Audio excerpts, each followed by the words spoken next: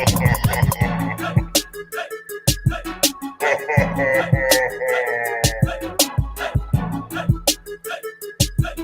go, let's go, let's go, let's go.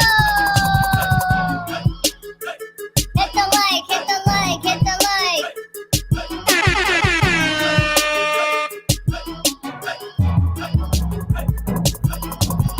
Hit the like button one time. Ladies and gentlemen, introducing the star of your show,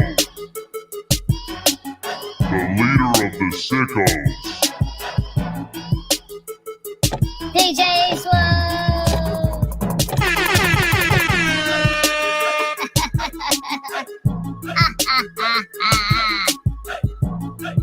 What an intro, bro. What an intro.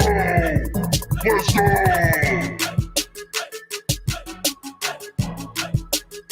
All right. Got a little wild on the voice changer. I got to tell you guys something, man. I got to tell you something right now. First of all, I'm timing out all negativity in the chat. Shane, I love you. 5-minute timeout. Listen, do not come up in here.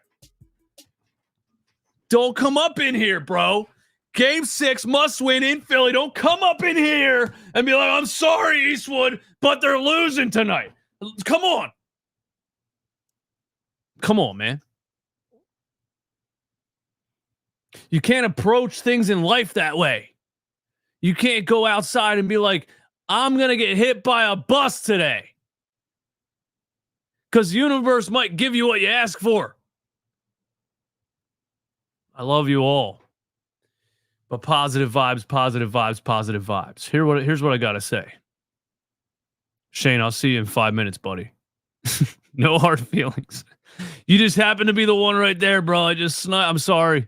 I'm sorry. I was quick on the trigger. I love you. Listen. The vibes are immaculate today. I don't know what it is. I don't know what's in the air. I mean, it's a beautiful day. I hit the barber shop today, bro. I mean, my man just cleaned me up like, what? Bro.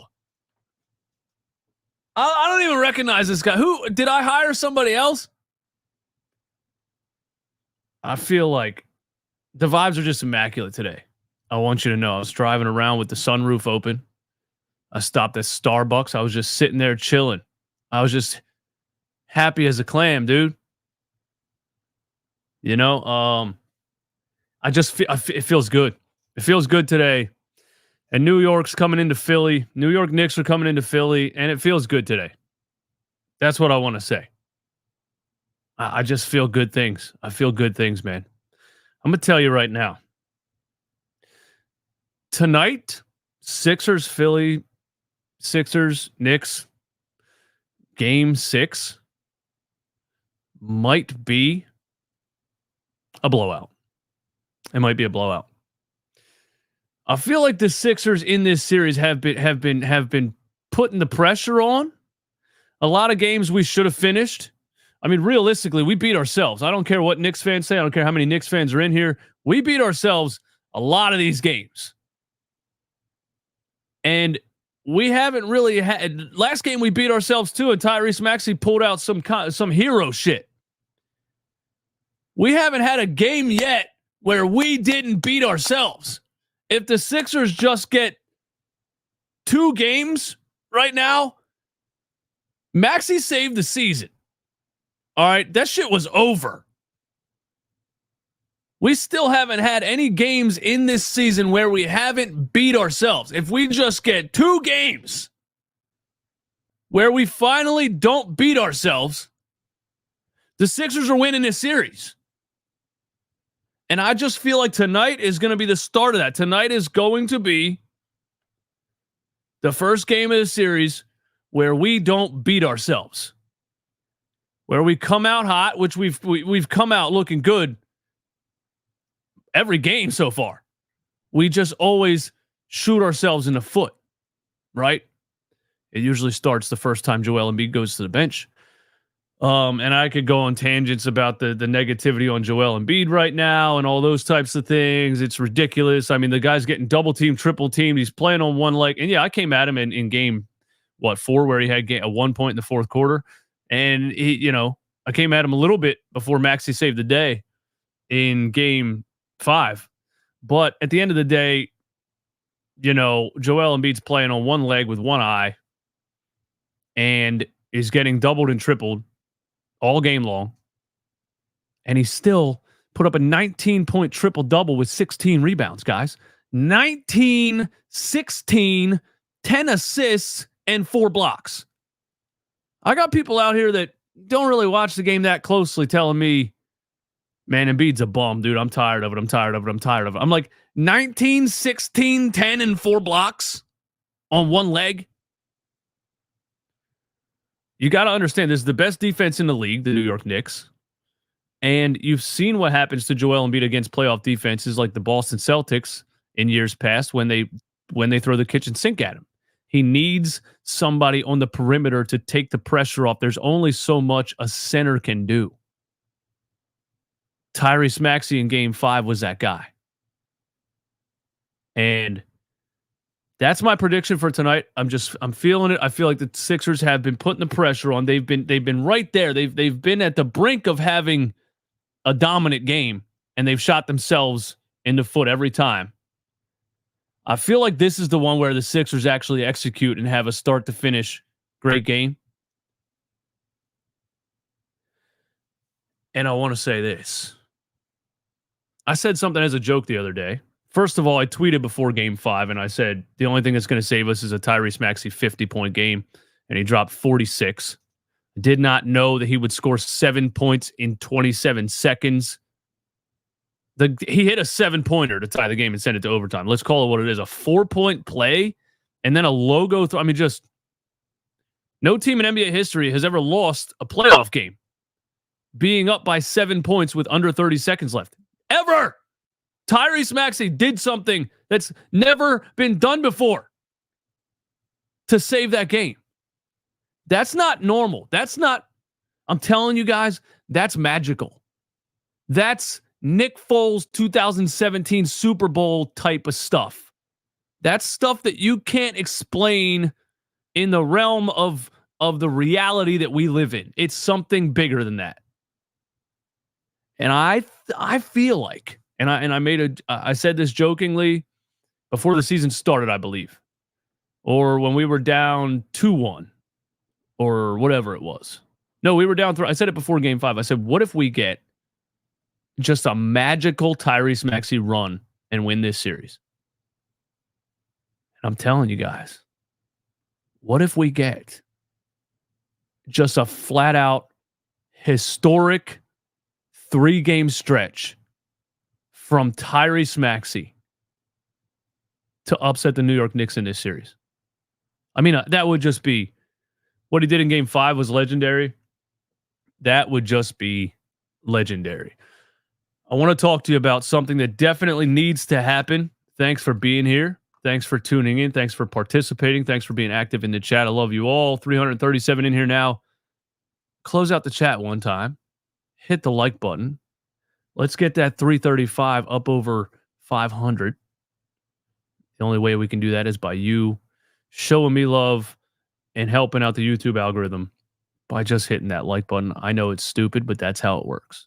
What we got? Bill L, is this Maxey's team now? The old process is over. Don't care. Not going there. Not going Maxey versus Embiid. Not doing that. Not starting a competition narrative for no reason whatsoever. I don't care. This is the Sixers team, and whatever works the best for this team to win the game is what works the best for this team to win the game.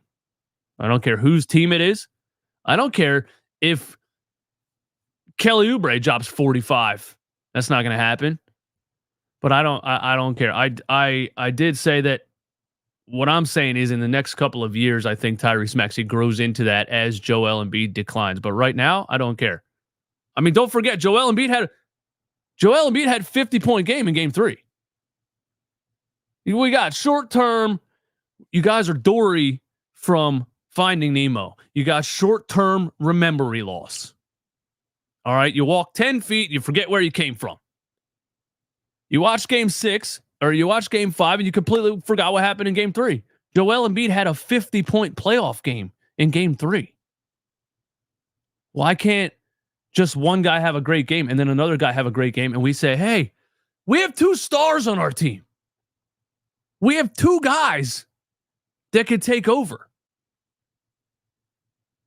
The thing is, we didn't know Maxey was there yet. We've seen him show flashes of it. We didn't know he was there yet. Now people will say, he needs to be more consistent. Well, I got news for you. Nobody in NBA history averages 47 points in the playoffs. Everybody's inconsistent. Think about it. You have great games. You have not so great games. Anyway, here's what I want to say. Here's what needs to happen. The main thing is, check it out. My boy Romp tweeted something perfect, as he usually does. That's why Romp is the GOAT. Select window. What is this? Hold on. I pushed the wrong thing. Oh, there we go. Yeah, I need a producer, man. I need a producer, man. Here's what Romp tweeted, man. Check it out. Scroll down. They won't tell you this, but Embiid was gift wrapping his teammates free warm-up shots in the first half that could have resulted in a blowout if they hit consistently. Joel Embiid was kicking. I don't want to get copyright infringement here. Joel Embiid was kicking out of doubles and triples consistently, and these boys were bricking. So let's look at it like that. Look, I got the numbers right here. The first half, the game 5. The first half, the Sixers shot 27% from 3. We thought the season was over because of that first half. You're done. All the Knicks got to do is throw the kitchen sink at Joel, and if you're shooting 27% from 3, you're cooked. Can't happen. First half, they were shooting 27% from 3. Joel's kicking it out left and right. He had 10 assists. If they could have made shots in the first half, he would have had 15. 27% from 3 in the first half. Second half, guys, 52%. They shot 27% from 3 in the first half. They shot 52% in the second half. And that's the story of it. It comes down to 3-point shooting.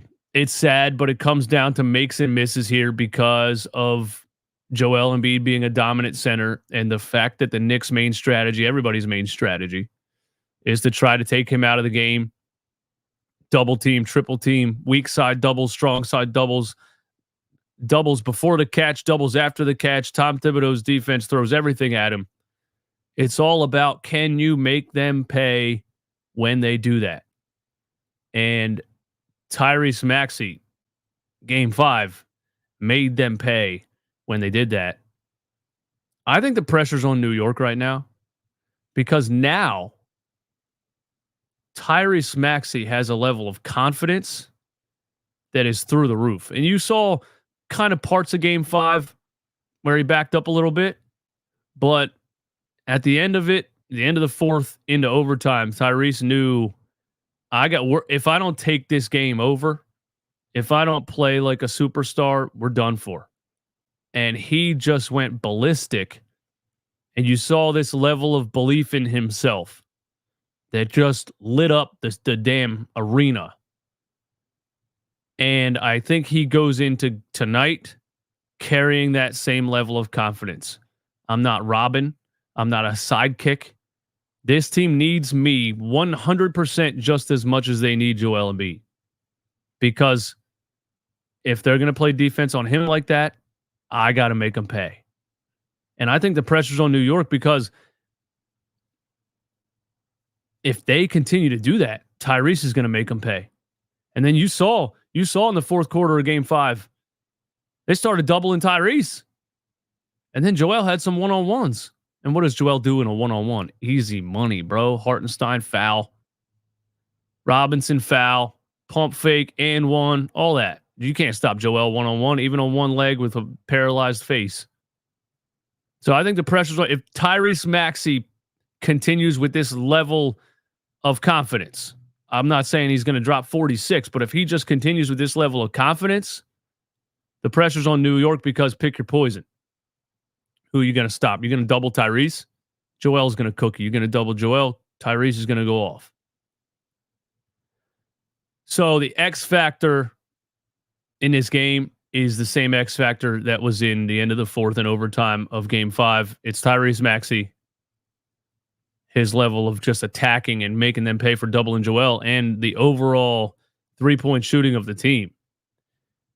If we make the open threes at a solid percentage, we win the game. You can't shoot 27. I don't think you're going to shoot 52. But if you have a more balanced 42, 45, you win the game. You win the game. I think that. Rob R., what's going on, man? Before our nerves are completely shredded, can we take a moment to laugh at James Harden and the Clippers? Oh, yeah, we're going to do that. Don't you worry. We're going to do that. I want to show this, too. Look, the first half of... I'm comparing game 2 to game... This is game 1, I think. Either way, I'm comparing one of the earlier games to game 5. And if you look at the earlier games here, we got out-rebounded. This is game 2. We got out-rebounded 55-33. Okay? And this doesn't even show offensive rebounds. There was a million of them. All right. Our top rebounder on the floor was Tobias Harris with 9 rebounds. Josh Hart had 13 rebounds. Look at this down here, bro. Second chance points. Hold on. Producer, turn me up. Look at this down here. Second chance points. New York had 26 second chance points off of offensive rebounds. We had 8.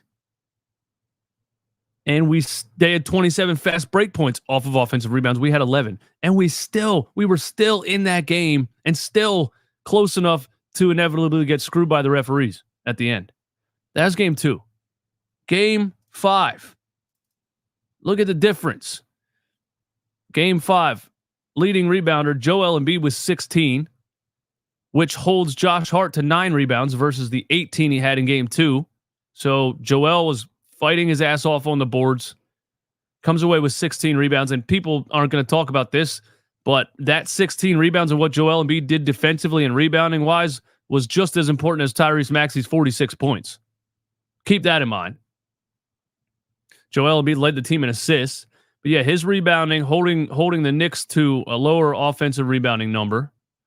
We won the rebounding. I didn't even realize that until I looked at it right now. And I don't have to look at the rest of the series to know this is the first time in the series we won the rebound battle. What did I show you in game 2? Game 2, we got out-rebounded 55-33. Game 5, we won the rebound battle 46-40. That's insane. I didn't even know we could do that against this team. A lot of that is Joel Embiid. And then you look down here. What did we have in game 2? Second chance points. They had 26 to our 8. Game 5, we held them to 11 second chance points. We finally stopped giving up 10 billion offensive rebounds in game 5. And we won the second chance points battle also. They still have more fast break points than us. They're a faster team overall. But to me, that's it. It's the 3-point shooting. It's the rebounding. And if we can continue both of those things, Sixers win this game. If we can continue both of those things, the Sixers win this game. And if the Sixers win this game, I think they win the series. I don't think you win game 6. If the Knicks lose this game and go back to New York, I just think there's just a demoralized type of energy. And I also think at that point, I feel like they would have kind of done all they could do, tried everything they could try, and maybe a lot later than we would like, maybe Nick Nurse figured out the recipe and turned it around, and maybe Tom Thibodeau doesn't have any more of an answer after that. So I think if you win this game in Philly, I think you win Game 7 in New York. Also this, and Knicks fans won't admit this, of course, but the Knicks got a lot of nice calls in Game 1 and Game 2. A lot of nice calls. A lot of nice calls. A lot of touch fouls. A lot of Jalen Brunson diving into defenders and jumping on the floor and getting a lot of ghost calls, really. A lot of calls where he didn't even get touched and he's going to the free throw line in Game 1 and Game 2. We're in Philly. The lead official here tonight is Scott Foster. Scott Foster, somehow, some way, I'm not claiming it's rigged. I didn't say it. Don't shoot the messenger.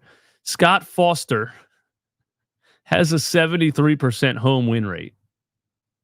In 73% of Scott Foster officiated games, the home team wins. 73%.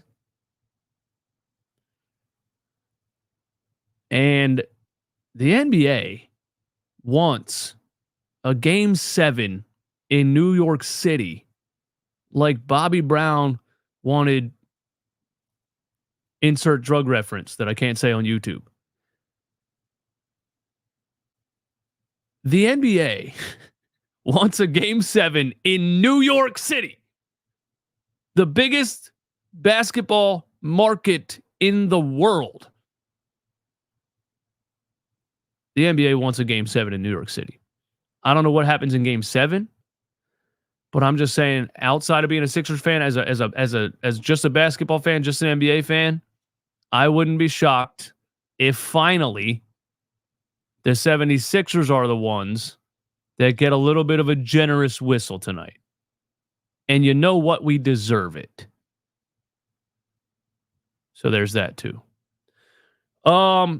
Somebody hit me up. Shout out to my guy Roman Mamed on Instagram. He DM'd me and he said, Eastwood, because I posted the clip that I have a clip on Instagram of me talking about Tobias Harris making $40 million and Josh Hart, OG Anunoby, and not Hart, DiVincenzo making $49 million combined. And I had a little clip saying, like, this is the reason we haven't been able to build a deep roster for all these years, because of this Tobias Harris contract. And it did 100,000 views in 2 days. And right after that, Tobias Harris had what I would say his best playoff performance of his career. Not highest point total, but most impactful, most important playoff performance of his career. I mean, I slandered that man to the moon. And he turns around and has the best playoff performance of his career. I'm not taking credit for it. I'm just saying. I do know for a fact that I can crown myself this. Nobody else on planet Earth has over 1 million views of Tobias Harris slander on their Instagram. I'm the only one. I got the crown for that. So he hit me up on the DMs and he said, Eastwood, whatever you do, don't give him his flowers. Don't congratulate him. We need you to slander him again. And I said, I got you. So here it is, Tobias Harris. I want you to know, Tobias Harris and your dad, I want your whole family to know, we don't care what you did in Game 5. You are still the most overpaid scrub in NBA history. Maybe number 2 behind Ben Simmons, but he quit. You're the number 1 active overpaid scrub in NBA history. And you don't show up when it matters. I coined the term Houdini Harris because of your uncanny ability to disappear when we need you the most. Over $200 million in NBA earnings without a single All-Star appearance. The most ever. You are literally, by definition, the most overpaid player in the history of the game. And when the pressure gets the highest, you crumble. And the crumble cookie reference that you made just makes perfect sense.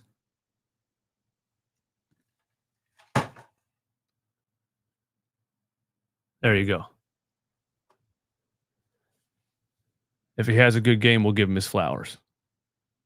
We're not doing it yet. Still an overpaid scrub.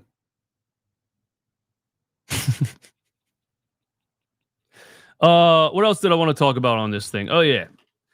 Sixers owners buying tickets for Sixers fans. Here's the thing that New York Knicks fans don't seem to understand about that, or about the way that they took over the arena in general.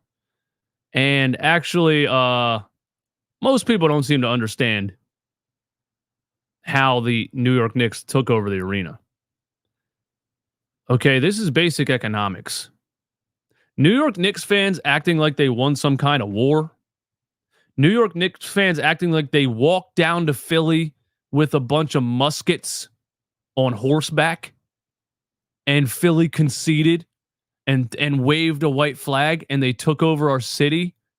Like, they're delusional idiots.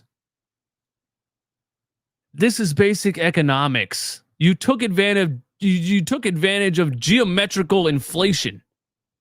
That's all you did. It should be pretty obvious that a ticket price in Philly at 5 times the rate is still relatively inexpensive in New York City.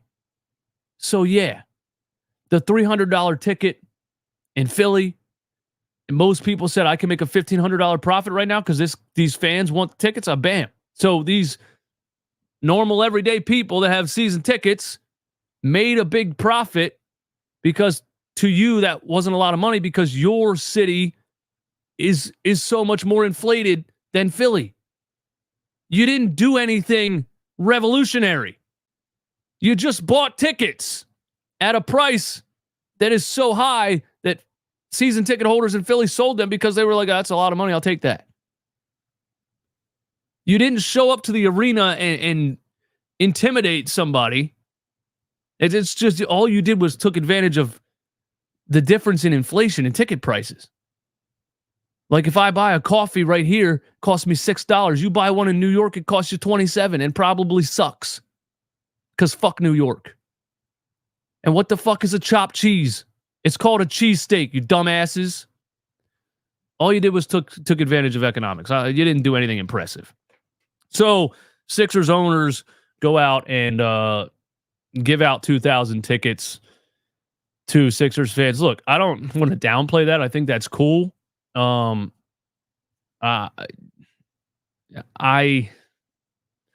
think that's more of a semantics thing for Sixers owners to do that. It's more of a look at us, look at what we did, because if they wanted to do that out of the goodness of their hearts, we're talking about billionaires here, guys. Michael Rubin tweets it out and tags everyone. Myself and Harrison Blitzer just purchased 2,000. Congrats, bro. You didn't even spend money. So Josh Harris and these guys acting like they spent money out of their pockets. No, you own the place. So you chose to not make a profit on $2,000 in tickets and gave them away so that you could claim it as donations as a tax write-off. I'm not an idiot. Josh Harris did not spend money on Sixers fans. I want you to know that. He chose to not take a profit on 2,000 tickets so he could claim it as a donation tax write-off and get this whole like, oh, look what the Sixers owners did for the city. Yeah. Give me a break. It is cool, though, to see, like, there was videos of, them handing tickets to random kids on a park and stuff like that. That's really, I like that a lot. That a kid that probably wouldn't have a chance at going to a playoff game got free tickets. I like that. But Josh Harris didn't spend any money. He's a businessman, guys. He's not. Come on. Come on now. Also, 2,000 tickets. It sounds like a lot, guys. There's still 22,000 seats in the building. So you can give out 2,000 tickets and still get overrun by New York fans by the ticket prices. So it's just not that. I guess I don't want to downplay it, but I'm going to downplay it. Yeah, there we go. The Sixers owners bought out 2,000 tickets to block out the Knicks fans today. Well, that's not. There's 22,000 other seats. I don't know how that blocks out Knicks fans.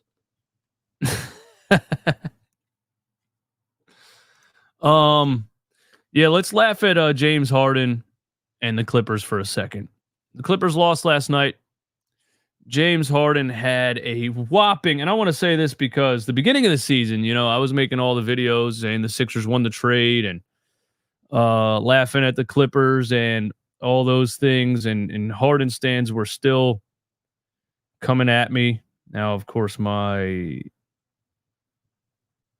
app won't load.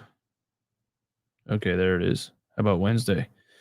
Yeah, Harden stands were still coming at me. You're just a hater, whatever they want to say. And us Sixers fans who watched James Harden collapse 2 years in a row, we were like, just wait, bro.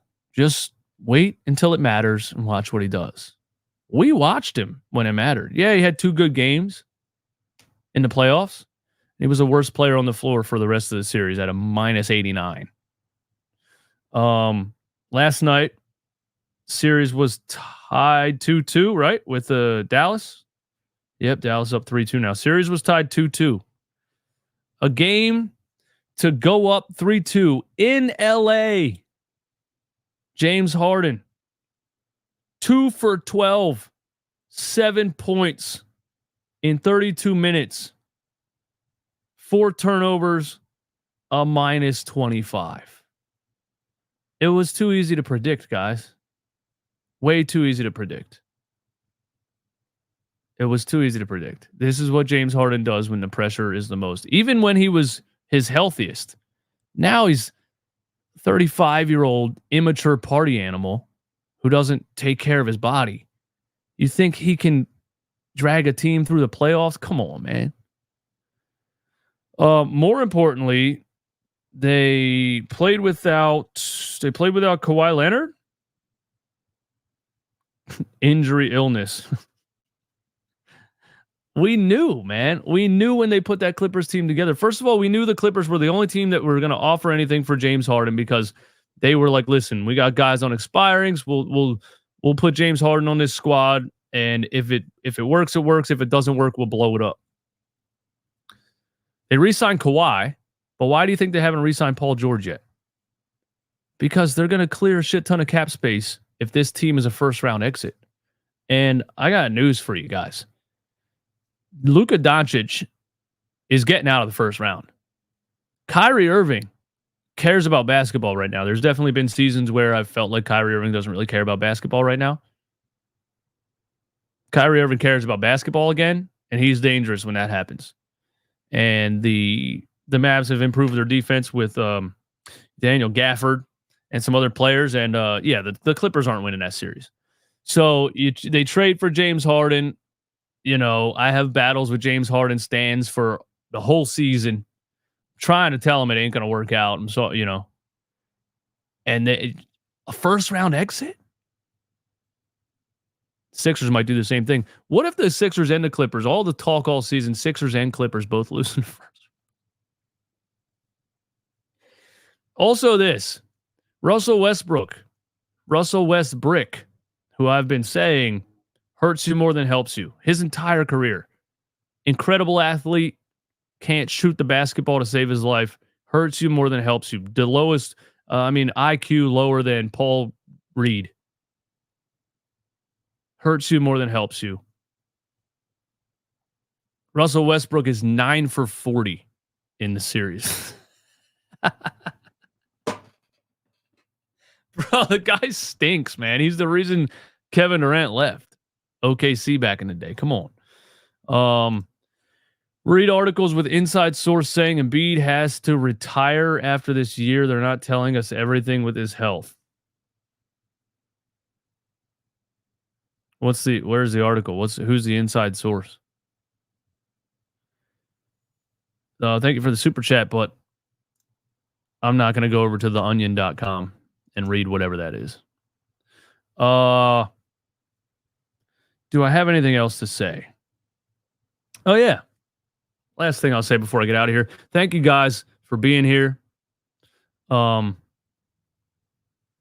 too much on Russ. He's a Hall of Famer. Sure. Congrats on all the triple doubles when, you had guys sealing the paint so you could get 10 rebounds a game. I wasn't that impressed. LeBron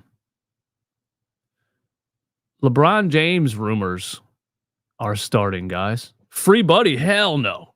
Hell no. Why would you type that? Free Buddy Hield? Keep him on the bench, man. Did you watch the first 2 games? Shout out to JJ in the chat. What's good? Play-by-play with JJ. We ain't losing. Let's go. Buddy Hield can't make an open shot. Keep his ass on the bench. We need to do exactly what we did in Game 5 for the next 2 games. Except more consistent three-point percentage, 27 in the first half, 55 in the second half. Let's get more of a consistent percentage and if you can win the rebound battle again, the Sixers win this game. And if the officials stop giving Jalen Brunson these flop calls, like they did at the end of the fourth and in overtime, dude, he tried to flop on the final attempt that Batum blocked. He was flopping in overtime, leaning into Embiid. Embiid blocked a shot out of bounds. He dove on the floor. He's yelling at the ref. The dude's just trying to get a foul call every time he drives. So that's part of it too. The refs stopped giving him that bullshit, and it's part of it. Now, if we go into Game 7 and he starts getting all of those, then we're going to have a different problem on our hands. But I think it's simple. I think the Sixers, if they do those couple of things, they win this game, they force a Game 7, and Game 7 in New York is going to be one for the ages if the Sixers win this game. And LeBron James to Philly next year. It's happening. You heard it here first. Listen, I know it sounds crazy. There's a lot of LeBron haters. But LeBron James running the point for Joel Embiid and Tyrese Maxey.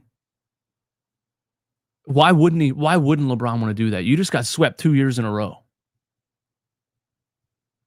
You want to play with your son? You could retire right now, obviously. He wants to play with his son, right?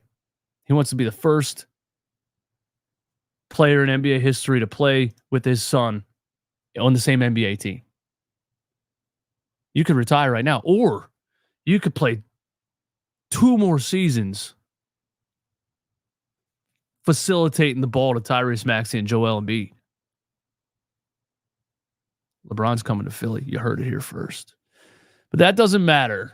What matters is how the Sixers win this game tonight and force a Game 7. And I'm standing on what I've been saying the whole time. The Sixers are the better team. They have more talent. They were getting outworked most of this series. They figured out how to counter that in Game 5. I thought they were done. I didn't think there was an answer. Somehow they countered the rebound issue, the second chance points issue in Game 5. And it's possible that they do that again tonight. That's all I got. Thank you guys for tuning in. You're all awesome. I'll see you in a couple hours. We'll be live watching the game right here in the beautiful Eastwood Studios, the attic of my house that I painted white and put things on the walls. So tune in there, and or post-game live call-in show after the game. I'll see you there too. I'm out.